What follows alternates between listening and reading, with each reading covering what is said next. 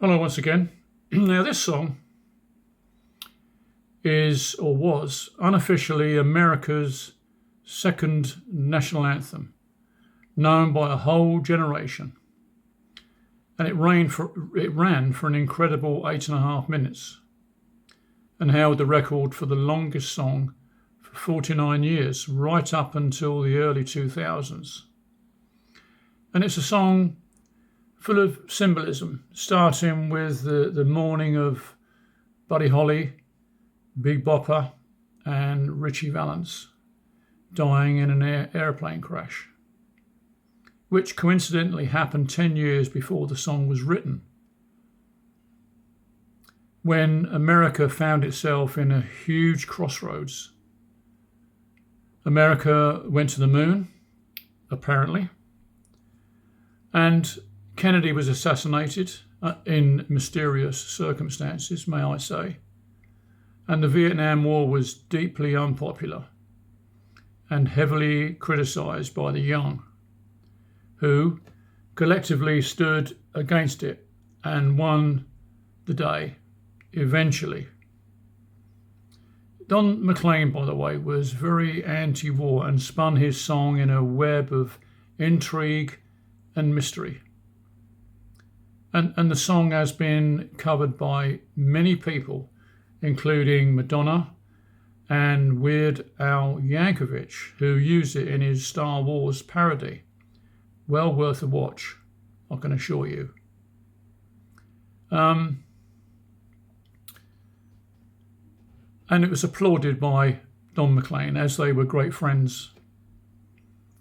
Apparently, Don was delivering newspapers as a 13-year-old when he saw the news about the plane crash and seeing that Buddy Holly's wife being widowed but pregnant with his child.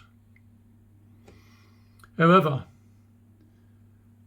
McClain's song goes beyond a tribute to those fallen stars. It covers the cultural shift of the 1960s and 70s and the loss of innocence, and the transition from the early days of rock to the complex, turbulent music and politics of the late 20th century. And the image in people's heads of driving a Chevy to the levee is a classic symbol of Americana, and it hints at the longing for the past. And drinking whiskey and rye was another pastime of the good old boys, long since forgotten in popular history. Now, I heard an interview with Don McClain many, many years ago when he said that he wrote it after feeling sad about the deaths of his heroes and the forever changing American structure.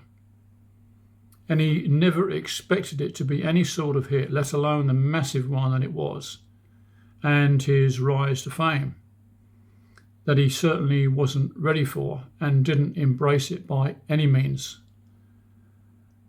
As I've already said, that there is much symbolism throughout the song, and he describes it as being like a dream and a nightmare combined. And the lyrics bear witness to uninterpretable thoughts in a young man's head.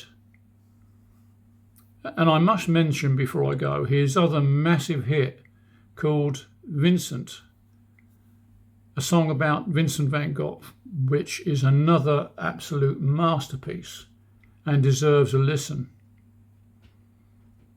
And according to Broadcast Music Incorporated, both American Pie and Vincent had over 10 million airplays since 2018, and Don McClain entered the Music Hall of Fame.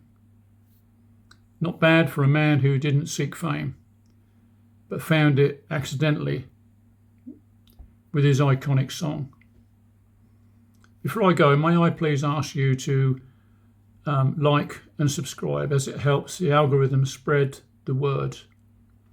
Thank you for watching my channel. Bye-bye.